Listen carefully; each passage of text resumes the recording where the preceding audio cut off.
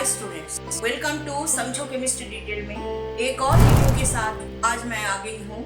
CBSE का जो latest sample paper था उसका सॉल्यूशन हम कर रहे थे। सेक्शन ए में जो टोटल 18 एमसीक्यूज थे उनमें से कुछ मैंने कर दिया और बाकी आज करेंगे। और आपको पता है कि इस चैनल में सिर्फ क्वेश्चंस के आंसर नहीं बताए जाते हैं, प्रॉपर एक्सप्लेनेशन के साथ आंसर बताए जाते हैं। सो आई होप आप पूरे वीडियो को देखोगे और हर एक क्वेश्चन का जो आंसर है उसका एक्सप्लेनेशन भी आप सुनोगे और समझोगे। So let's start the video without wasting time. तो क्वेश्चन 9 हमने लिखा है। ये 9th क्वेश्चन में बताया जा रहा है कि what would be the major product of the following reaction. तो ये है इथार C6H5CH2O C6H5, इसके साथ HBr का रिएक्शन। इसमें A और B दो प्रोडक्ट बन रहा है। वो कौन सा ऑप्शन होगा जो कि यहाँ पे करेक्ट ऑप्शन है। तो यहाँ पे देखिए ये जो ईथर है, ये ईथर के साथ जैसे ही HBr का रिएक्शन होगा तो HBr क्या देगा, पहले H प्लस दे देगा। तो HBr डिसोसिएट करके H plus plus Br minus produce करेगा। और ये जो H प्लस है, ये H प्लस कौन एक्सेप्ट करेगा, जो ईथर है आपका, ये ईथर H प्लस को एक्सेप्ट करके ये प्रोटोनेटेड हो जाएगा। अब ये प्रोटोनेटेड ईथर जब हो जाएगा तो क्या होगा सिचुएशन वो देखिए। Oxygen is having 2 lone pairs of electrons. जब ये प्रोटॉन को एक्सेप्ट करेगा तो this will form C6H5 CH2। Oxygen के ऊपर आ जाएगा एक पॉजिटिव चार्ज बिकॉज एक पेयर इलेक्ट्रॉन से ये H प्लस के साथ बॉन्ड फॉर्म करेगा, तो ये OH हो गया है। इसके पास अभी एक पेयर इलेक्ट्रॉन है और इस साइड में जो है C6H5 है। तो अभी क्या है कि ऑक्सीजन बीइंग मोर इलेक्ट्रोनेगेटिव ये अपने आप को न्यूट्रल करेगा। न्यूट्रल करने के लिए या तो इस साइड का बॉन्ड से ये इलेक्ट्रॉन पेयर को खींच लेगा या तो इस साइड का जो बॉन्ड है उससे वो इलेक्ट्रॉन पेयर को खींचेगा। अब बात ये है कि कौन से साइड के बॉन्ड जो है ये टूटेगा और Br माइनस किसको अटैक करेगा। तो देखिए यहाँ पे ये जो आपका कंपाउंड है C6H5CH2O C6H5, इसमें जो ऑक्सीजन है जो कि C6H5 बेंजीन रिंग के साथ डायरेक्टली अटैच्ड है, इसमें कुछ ऐसी बात होगा कि आपका सपोज इसका स्ट्रक्चर मैं दिखा रही हूँ आपको। ये जो lone pair of electron oxygen यहाँ पे बेंजीन रिंग के साथ अटैच्ड है, तो ये lone pair of electron oxygen के ऊपर जो है एक लोन पेयर बेंजीन रिंग के साथ रेजोनेंस में इन्वॉल्व हो जाएगा। तो यहाँ पे ये होगा, यहाँ पे ऑक्सीजन का एक पेयर ये कार्बन के पास आ जाएगा और ये जो बॉन्ड का इलेक्ट्रॉन है, ये बॉन्ड का इलेक्ट्रॉन जो है ये कार्बन के पास आ जाएगा। So the resulting structure will be this। ये देखिए ऑक्सीजन के ऊपर जो लोन पेयर था, जो बेंजीन रिंग के साथ ऑक्सीजन डायरेक्टली यहाँ पे अटैच्ड है, ये अपना लोन पेयर बेंजीन रिंग के जो पाई इलेक्ट्रॉन्स है उसके साथ रेजोनेंस में इन्वॉल्व कर देगा। तो रेजोनेंस में इन्वॉल्व करने से देखिए एक पाई इलेक्ट्रॉन इस कार्बन के पास गया, तो ये बॉन्ड जो है कार्बन और ऑक्सीजन के बीच में जो बॉन्ड है वो बॉन्ड डबल बॉन्ड हो गया है। और ये जो पाई इलेक्ट्रॉन थे, ये पाई इलेक्ट्रॉन ये कार्बन के पास पहुंचा, तो आगे क्या होगा, आगे जो है ये बॉन्ड यहाँ पे बनेगा और ये पाई इलेक्ट्रॉन यहाँ पे आ जाएगा। So this resonating structure will be this. तो देखिए ये सारे रेजोनेटिंग स्ट्रक्चर्स मैंने बना दिया। तो फर्स्ट से लेकर के लास्ट तक मैं आपको एक बार बता दूं, जो ऑक्सीजन के पास लोन पेयर ऑफ इलेक्ट्रॉन्स था, ये लोन पेयर उसने फ्लो कर दिया बेंजीन रिंग के अंदर, जिसमें वो रेजोनेंस में इन्वॉल्व हो गया है। पहले ये जो पाई इलेक्ट्रॉन था इस कार्बन पे आ गया, ऑक्सीजन और कार्बन के बीच में डबल बॉन्ड फॉर्मेशन हो गया यहाँ पे। तो उसके बाद ये जो नेगेटिव चार्ज जो है दो ऑर्थो पोजीशन और पैरा पोजीशन में इस तरह से ये घूमेगा। पहले यहाँ पे आएगा, उसके बाद ये बॉन्ड यहाँ पे बनेगा, फिर पैरा पोजीशन में नेगेटिव चार्ज होगा, फिर अगला स्ट्रक्चर में देखिए यहाँ पे पैरा पोजीशन में नेगेटिव चार्ज आएगा, उसके बाद फिर ये वाला ऑर्थो पोजीशन में आएगा और इस तरह से ये सारे रेजोनेटिंग स्ट्रक्चर्स हैं। उसके बाद ये लास्ट में क्या होगा, ये जो ये वाला ऑर्थो पोजीशन से इलेक्ट्रॉन का इस पोजीशन में आएगा, तो ये डबल बॉन्ड के इलेक्ट्रॉन भी ऑक्सीजन के पास आ जाएगा और ये होगा आपका last structure. So this is how you can see, ये जो बॉन्ड है आपका, ये बॉन्ड क्या है, it is having resonance stabilization. Oxygen atom और बेंजीन रिंग के ये जो कार्बन आइटम है, इनको पार्शियल डबल बॉन्ड कैरेक्टर मिल रहा है। Partial double bond character resonance की वजह से मिलने की वजह से ये बॉन्ड क्या होगा, स्ट्रॉन्ग हो जाएगा थोड़ा सा that compare to this bond. तो दैट इज व्हाई जब ये रिएक्शन आपका हो रहा है, H प्लस एक्सेप्ट करके ये प्रोटोनेटेड ईथर बन गया है। अभी Br माइनस किसको अटैक करेगा, Br माइनस जो है कौन सा बॉन्ड को अटैक करेगा, Br माइनस अटैक करेगा ये कार्बन एटम को, क्योंकि ये बॉन्ड का इलेक्ट्रॉन जो है ऑक्सीजन ले करके अपने आप को न्यूट्रल कर लेगा और ये कार्बन के ऊपर आ जाएगा तब पॉजिटिव चार्ज, और पॉजिटिव चार्ज आने से Br माइनस जो है ये वाला कार्बन एटम को अटैक करेगा और हमारा जो प्रोडक्ट है they would be C6H5 CH2Br plus C6H5OH. So this is how A and B क्या क्या होगा वो हमने फाइंड आउट कर लिया है. Option D will be the correct answer. This one will be A and this one will be B. I think you have understood कि after protonation oxygen atom के दो साइड में जो बॉन्ड्स है उनमें से कौन सा बॉन्ड ब्रेक होगा और प्रोडक्ट क्या होगा और क्यों होगा, आपको समझ आ गया होगा. A will be benzyl bromide and B will be phenol. Now question number 10. Question number 10 में ये कहा गया है कि which of the following statements is not correct. इनमें से कौन सा स्टेटमेंट करेक्ट नहीं है. तो पहला स्टेटमेंट देखिए, most alkyl amines are more basic than ammonia. बिल्कुल करेक्ट स्टेटमेंट है. अल्काइल एमाइड्स में क्या होगा, चाहे वो प्राइमरी हो, चाहे वो सेकेंडरी हो, चाहे वो टर्शियरी हो, उसमें अल्काइल ग्रुप्स है and you all know that alkyl groups are having plus I effect. So what will happen, alkyl amides में जो नाइट्रोजन के ऊपर इलेक्ट्रॉन डेंसिटी है वो इंक्रीज हो जाएगा because of the presence of the alkyl groups. Okay, so they will be more basic than ammonia. In case of ammonia, nitrogen atom is bonded to 3 hydrogen atoms in ammonia. So यहाँ पे nitrogen atom के ऊपर जो lone pair है वो lone pair वो donate तो कर सकते हैं, लेकिन इसकी बेसिक स्ट्रेंथ जो है अल्काइल एमीन के कंपैरिजन में कम होगा. अल्काइल एमीन अगर आप प्राइमरी एमीन ले लो RNH2. So as R group is having plus I effect, electron releasing inductive effect, so it will release electrons towards nitrogen atom and so nitrogen के ऊपर electron density will increase and that's how this one will be more basic than ammonia. So will be secondary amine and tertiary amine. In secondary amine there will be 2 R groups, so gradually the electron density on the nitrogen atom will increase and so they all will be more basic than ammonia. pKb value of ethyl amine is lower than benzyl amine. तो पहले हम समझ लेते हैं Kb क्या है, pKb क्या है. Kb को हम कहते हैं बेसिसिटी कांस्टेंट. Kb का एक्सप्रेशन लिखते हैं. देखिए सपोज ये आपका प्राइमरी एमीन है, एक्वस सॉल्यूशन में वाटर के साथ जब ये रिएक्ट करेगा then it will form RNH3 plus OH minus. यहाँ पे वाटर जो है एमीन को एक प्रोटॉन डोनेट करेगा, प्रोटॉन दे देगा और ये अमोनियम कैटायन फॉर्मेशन होगा, साथ में OH माइनस बनेगा. सो ये जो रिएक्शन है इसमें से बेसिसिटी कांस्टेंट की एक्सप्रेशन हम लिख सकते हैं. So this is the expression for basicity constant. So basicity constant की वैल्यू से हम बेसिक स्ट्रेंथ को डिटरमाइन कर सकते हैं. Greater the Kb value, greater is the concentration of OH minus and greater is the basic strength. But then what is pKb? pKb is this. pKb is minus log Kb. Now pKb value और Kb value में क्या relation होगा? Greater the Kb value, lesser will be the pKb value. So Kb value अगर high है तब तो basic strength ज्यादा है और pKb वैल्यू जितना स्मॉल होगा उतना ही बेसिक स्ट्रेंथ भी ज्यादा होगा. सो इथाइल एमीन और बेंजाइल एमीन, बेंजाइल एमीन मतलब फॉर्मूला इथाइल एमीन का तो ये है C2H5NH2 और बेंजाइल एमीन है C6H5CH2NH2. तो ये जो एराइल ग्रुप है ये एराइल ग्रुप का है minus I effect. Minus I effect की वजह से इलेक्ट्रॉन डेंसिटी नाइट्रोजन एटम के ऊपर डिक्रीज कर देगा वो, जबकि जो अल्काइल ग्रुप है it has got electron releasing inductive effect that is plus I effect. So it will increase the electron density on the nitrogen atom and so ethyl amine will be more basic than benzyl amine.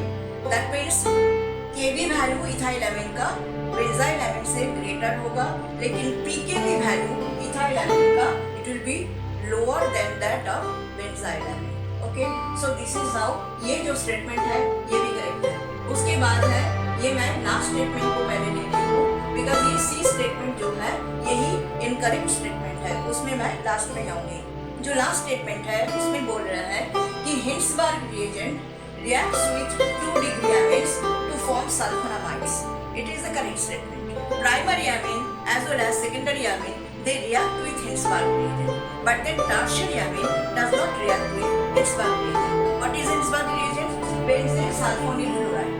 तो ये आपका secondary amine है, ये आपका Hinsberg reagent है, benzene sulphonyl chloride. What will happen? One molecule of HCl will be eliminated and this product will be formed. So this product which is formed here, इसका नाम है NN-dialkyl benzene sulfonamide. So this is also the correct statement, the last one. But then number C is not correct. Number C में बोल रहा है कि CH3NH2 जो कि एक एलिफेटिक अमीन है, मिथाइल अमीन एलिफेटिक अमीन है, on reaction with nitrous acid HNO2 के साथ रिएक्शन करके NO2 गैस रिलीज करती है. ये गलत है, मैं आपको रिएक्शन लिख के दिखा रही हूँ. ये है मिथाइल अमीन, इसके साथ नाइट्रस एसिड का रिएक्शन किस तरह से हो रहा है वो मैं यहाँ पे करके दिखा रही हूँ आपको. नाइट्रस एसिड जो कि HNO2 जिसका फॉर्मूला है, इसका स्ट्रक्चर है HONO. तो इस तरह से लिखेंगे हम और यहाँ पे इस तरह से कर दोगे तो आपको प्रोडक्ट मिल जाएगा. So the product will be CH3OH plus N2 plus water. तो ये एलिफेटिक अमीन नाइट्रस एसिड के साथ रिएक्शन करके जो है नाइट्रोजन गैस को रिलीज करते हैं. एरोमेटिक अमीन नाइट्रस एसिड के साथ in presence of HCl acid produces diazonium salt. So ये जो रिएक्शन है, ये रिएक्शन भी बहुत इंपॉर्टेंट रिएक्शन है. इससे हम एरोमेटिक प्राइमरी अमीन और एलिफेटिक प्राइमरी अमीन का नाइट्रस एसिड के साथ जो डिफरेंस इन द रिएक्शन है उससे हम इनको डिस्टिंग्विश भी कर सकते हैं. So this statement is incorrect, number C. तो ये क्वेश्चन में पूछा गया है कि which of the following tests or reactions is given by aldehydes as well as ketones. दोनों ही देते हैं. तो इसमें देखो फिलिंग्स टेस्ट, टॉलरेंस टेस्ट और कैंडिज़ारो रिएक्शन, ये तो एल्डिहाइड का रिएक्शन है, कीटोन नहीं देते हैं ये रिएक्शन. ओनली ये जो 2,4-DNP टेस्ट है ये ketones as well as aldehydes दोनों ही देते हैं. सो यहाँ पे यही है correct option number C. Reaction मैं आपको लिख के दिखा दूँ. पहले एल्डिहाइड के साथ रिएक्शन लिखते हैं. सो देखिए यहाँ पे हमने लिया है इथानॉल और ये है 2,4-DNP. पूरा नाम क्या है? 2,4-डाइनाइट्रोफिनाइल हाइड्रोजन. जब रिएक्शन होगा तो 1 molecule of water will be eliminated. So ये -H2 हमने दिखा दिया और ये जो प्रोडक्ट फॉर्म हो रहा है ये होगा. सो इसका नाम हो जाएगा इथानॉल 2,4-डाइनाइट्रोफिनाइल hydrogen. Now let us write the reaction with ketone. Propanol लेते हैं तो इसका नाम हो जाएगा प्रोपानोल 2,4-डाइनाइट्रोफिनाइल हाइड्रोजन. सो इस तरह से हम देख सकते हैं कि 2,4-डाइनाइट्रोफिनाइल हाइड्रोजन टेस्ट जो है it is given by both aldehydes and ketones. In this question it is asked Arrhenius equation can be represented graphically as follows. ये ग्राफ है Arrhenius equation का. आपको पूछ रहा है कि the intercept and slope of the graph are. These are the options. तो पहले तो हम Arrhenius equation क्या है वो लिखते हैं. K is equal to A into e to the power minus EA by RT. यहाँ पे A जो है जो कि प्री एक्सपोनेंशियल फैक्टर है, ये e टू दी पावर वाला जो है इसको एक्सपोनेंशियल फैक्टर कहा जाता है. उससे पहले A है इसलिए इसको प्री एक्सपोनेंशियल फैक्टर कहा जाता है. ये है फ्रीक्वेंसी फैक्टर. ये क्या है? ये is the activation energy of the reaction. T is the temperature in the absolute scale. So और K है रेट कांस्टेंट. तो यहाँ पे अगर हम दोनों साइड में लॉग लेते हैं, नेचुरल लॉग, तो हमारा एक्सप्रेशन हो जाएगा ln K is equal to minus EA by RT plus ln A. ये एक्सप्रेशन हो जाएगा. अभी देखिए ये जो इक्वेशन है, ये इक्वेशन जो है इक्वेशन ऑफ स्ट्रेट लाइन के साथ बिल्कुल सिमिलर है. What is the equation of straight line? That is y is equal to mx plus c.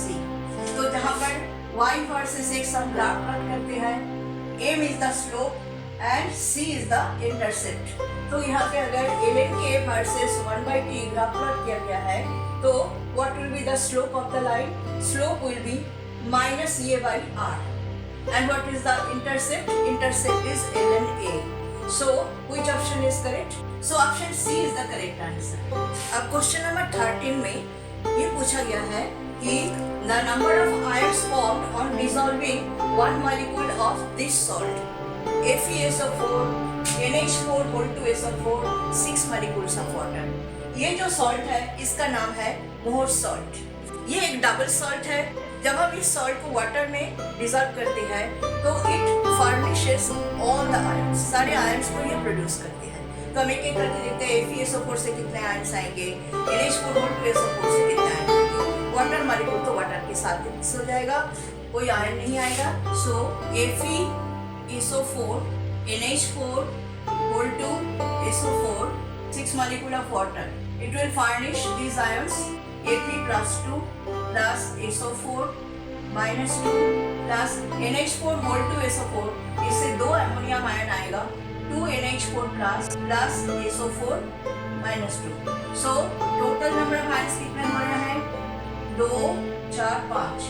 So it is 5 ions. So option C is the correct answer. इस question में देखिए they are saying the oxidation of toluene to benzaldehyde by chromite chloride is called, ये name reaction से question है।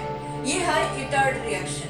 Chromite chloride is a gas, इसको हमें या तो कार्बन डाइसल्फाइड में या कार्बन टेट्राक्लोराइड में डिसॉल्व करके जब हम टॉलरेंट के साथ इसको ट्रीट करते हैं एक ब्राउन कलर का क्रोमियम कॉम्प्लेक्स पहले फॉर्म होते हैं, जिसको सेपरेट करने के बाद हम इसको डिकम्पोज करते हैं बाय डाइल्यूट एसिड और हमें बेंजाल्डिहाइड मिलता है। This will be the reaction. This is tolerant treated with chromite chloride CrO2 Cl2 in CH2 और CCl4, जिसमें ये गैस को डिसॉल्व किया जाएगा। तो ये ब्राउन कॉम्प्लेक्स फॉर्म होगा क्रोमियम का, जिसका फॉर्मूला ऐसा है। ये एक कॉम्प्लेक्स फॉर्म होता है ब्राउन कॉम्प्लेक्स। इसको सेपरेट करने के बाद हम इसे डाइल्यूट एसिड से डिकम्पोज करते हैं तो हमें मिलते हैं बेंजाल्डिहाइड। इस रिएक्शन का नाम है Etard reaction. First option is correct. आप देखिए जो क्वेश्चन हमारा अभी शुरू हो रहा है, क्वेश्चन नंबर 15 से लेकर के 18 तक, they are the assertion reason type of questions. So ये आपके ऑप्शंस होंगे, एक स्टेटमेंट assertion का, एक स्टेटमेंट रीजन का। आपको इनमें से करेक्ट ऑप्शन को चूज करना है। देखिए first option, second option, third and fourth, you all have done it. So पढ़ के बताने का कोई जरूरत नहीं है। हम देखते हैं assertion का जो स्टेटमेंट है वो क्या है। assertion में बोल रहा है an ether is more volatile than an alcohol of comparable molecular mass। ये सही स्टेटमेंट है। ईथर जो है अल्कोहल से ज्यादा वोलाटाइल होते हैं, कंपैरेबल दोनों का मोलेकुलर मास बराबर अगर है तो ईथर की वोलाटिलिटी जो है अल्कोहल के कंपैरिजन में ज्यादा होगा। रीजन यहाँ पे क्या है, ईथर मॉलिक्यूल के बीच में कोई इंटरमॉलिक्यूलर हाइड्रोजन बॉन्डिंग नहीं होते हैं, लेकिन अल्कोहल मॉलिक्यूल के बीच में इंटरमॉलिक्यूलर हाइड्रोजन बॉन्डिंग है। इसी वजह से जो आपके अल्कोहल मॉलिक्यूल्स है वो एसोसिएटेड रहेंगे। सो इनकी वोलाटिलिटी जो है इंटरमॉलिक्यूलर हाइड्रोजन बॉन्डिंग बनने से जो मॉलिक्यूल में जो फोर्स ऑफ अट्रैक्शन है वो इंक्रीज हो गया, तो ये इतना आसानी से वेपर में कन्वर्ट नहीं होगा। तो सेकेंड स्टेटमेंट भी सही है। Ethers are polar in nature. Ethers polar होते हैं नेचर में, बिकॉज ईथर में दो साइड में दो आपके अल्काइल ग्रुप या तो एराइल ग्रुप कुछ होते हैं, बीच में oxygen atom is more electronegative, so that is why it will be polar in nature। तो दोनों स्टेटमेंट अपने आप में सही है, लेकिन जो रीजन है that is not the correct explanation of assertion। That is why which option will be correct? Option B will be correct. Both A and R are true, but R is not the correct explanation of A। इसमें देखिए assertion और reason का statement क्या है। assertion में बोल रहा है proteins are found to have two different types of secondary structures। They are alpha helix and beta pleated sheet structure। ये सबको पता है, this is true। And then they are saying reason में the secondary structure of proteins is stabilized by hydrogen bonding। Both the statements are correct, but reason में जो statement लिखा गया है that is not the correct explanation of assertion। assertion में जो बोला है उसमें बोला है कि प्रोटीन का दो सेकेंडरी स्ट्रक्चर होते हैं। अब प्रोटीन क्या है, they are the polymers of amino acids. ये है अमीनो एसिड का फॉर्मूला।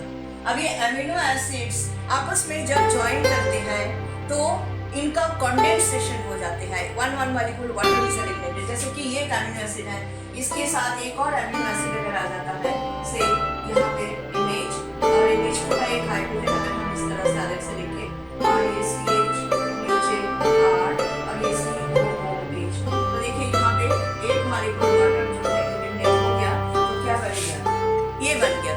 तो ये जो आपका फॉर्मेशन हुआ है बॉन्ड इसको कहा जाता है पेप्टाइड बॉन्ड। तो जैसे इस तरफ में NH2 है, इस तरफ में COH है, तो इधर से भी अमीनो एसिड ऐड हो सकते हैं, इधर से भी अमीनो एसिड ऐड हो सकते हैं, एंड बहुत सारे अमीनो एसिड इसी तरह से ज्वाइन करके जो है प्रोटीन को बनाती है। इसलिए प्रोटीन को, ये बॉन्ड को पेप्टाइड बॉन्ड कहा जाता है और प्रोटीन को कहा जाता है it is a polypeptide. Different amino acid जो है एक दूसरे से डिफर करते हैं in the R group. R group में ही वो एक दूसरे से डिफर करते हैं, ठीक है, अलग अलग नेम भी इसलिए होते हैं। तो ये जो R ग्रुप है इसके साइज के लिए ही जो है दो प्रोटीन के सेकेंडरी स्ट्रक्चर है, अल्फा हेलिक्स और beta pleated sheet structure. R group के साइज अगर बड़ा हो तो इन दैट केस क्या होगा, जो पॉलीपेप्टाइड चेन है वो पॉलीपेप्टाइड चेन में CO group of 1 amino acid residue and the NH of the 4th amino acid residue, इनके बीच में फॉर्म होते हैं intramolecular hydrogen bonding, not intramolecular hydrogen bonding with in the chain. Intramolecular hydrogen bonding के formation की वजह से जो polypeptide chain है वो जो है कॉइल अप कर जाते हैं, कॉइल जैसा जो है एक स्पाइरल स्ट्रक्चर ले लेते हैं जिसको कहा जाता है अल्फा हेलिक्स स्ट्रक्चर। और जो बीटा प्लेटेड शीट स्ट्रक्चर है उसमें जो है शीट टाइप का बनते हैं जिसमें पॉलीपेप्टाइड चेन जो है साइड बाय साइड एक दूसरे के साथ जो है अटैच हो जाते हैं और जो जिगजैग मैनर में ये अटैच होते हैं और इनके बीच में इंटरमोलिकुलर हाइड्रोजन बॉन्डिंग फॉर्म होता है। तो दोनों में ही, अल्फा हेलिक्स में भी और बीटा प्लेटेड शीट स्ट्रक्चर में भी, दोनों में ही हाइड्रोजन बॉन्डिंग है, लेकिन अल्फा हेलिक्स जो स्ट्रक्चर है उसमें इंट्रामोलिकुलर हाइड्रोजन बॉन्डिंग है और जो बीटा प्लेटेड शीट स्ट्रक्चर है उसमें है इंटरमोलिकुलर हाइड्रोजन बॉन्डिंग। तो that is what is the reason, R group के साइज की वजह से ये दो टाइप का स्ट्रक्चर ये लेते हैं प्रोटीन्स। तो ये जो रीजन का स्टेटमेंट लिखा हुआ है कि the secondary structure of proteins is stabilized by hydrogen bonding, ये तो ट्रू है ही है, मैंने अभी भी आपको बताया। So both the statements are correct, लेकिन reason is not the correct explanation of assertion. तो इसमें भी जो आपका करेक्ट ऑप्शन है वो बी ही होगा। In this question, the assertion statement is magnetic moment values of actinides are lesser than the theoretically predicted values. और रीजन का स्टेटमेंट है actinide elements are strongly paramagnetic. अब देखिए रीजन का स्टेटमेंट तो पहले मैं बता देती हूँ, रीजन का स्टेटमेंट सही है। एक्टिनाइड एलिमेंट्स में भी अनपेयर्ड इलेक्ट्रॉन्स होते हैं जिसकी वजह से जो है ये स्ट्रांगली पैरामैग्नेटिक है। और जो असर्शन वाला स्टेटमेंट है ये सही है, लेकिन जो रीजन का स्टेटमेंट है ये असर्शन वाला स्टेटमेंट का करेक्ट एक्सप्लेनेशन नहीं है। असर्शन में जो बोल रहे हैं कि एक्टिनाइड्स के जो मैग्नेटिक मोमेंट्स हैं वो थ्योरेटिकली प्रेडिक्टेड वैल्यू से कम होते हैं, इसके कारण यही है, आपको पता है कि मैग्नेटिक मोमेंट जो इलेक्ट्रॉन्स का है, इलेक्ट्रॉन्स का दो टाइप का मोशन है, एक तो ऑर्बिटल मोशन, एक है स्पिनिंग मोशन। तो एक स्पिनिंग इलेक्ट्रॉन जो कि चार्ज पार्टिकल है एक टाइम मैग्नेट की तरह बिहेव करता है, तो इसका एक डेफिनेट मैग्नेटिक मोमेंट वैल्यू होता है orbital motion as well as spinning motion से।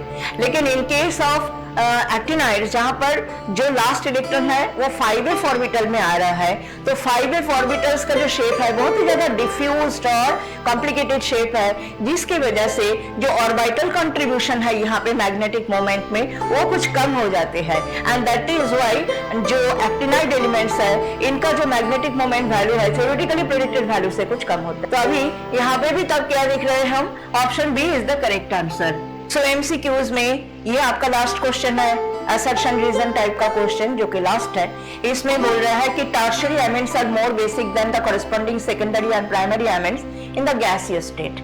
और रीजन में बोल रहा है tertiary amines are 3 alkyl groups which cause plus I effect. यहाँ पे एक चीज बहुत इंपॉर्टेंट है, वो है गैसियस स्टेट में बताया, नॉट इन एक्वस सॉल्यूशन। अगर एक्वस सॉल्यूशन होते तो बेसिसिटी एक्वस सॉल्यूशन में अमीन्स के बेसिसिटी जो है बहुत सारे फैक्टर पे डिपेंड करते हैं। एक्वस सॉल्यूशन में प्राइमरी सेकेंडरी टर्शियरी अमीन हर एक टाइप का अमीन जो है एक एक प्रोटॉन एक्सेप्ट करते हैं, अमोनियम कैटायन बनाते हैं। अमोनियम कैटायन की जो स्टेबिलिटी है वो जितना ज्यादा होगी उतना ही ज्यादा बेसिसिटी भी होगी। तो अभी अमोनियम कैटायन की जो स्टेबिलिटी है वो 3-4 फैक्टर पे डिपेंड करते हैं। एक तो है अल्काइल ग्रुप के plus I effect, extent of hydrogen bonding with water by the ammonium cations and steric effect of the alkyl groups। तो उसमें तो हम जाएंगे ही नहीं बिकॉज एक्वा सोल्यूशन को तो बात ही नहीं कर रहा है। तो क्वेश्चन बहुत सिंपल हो गया है, gaseous state में only we have to consider the Plassai effect of the alkyl groups.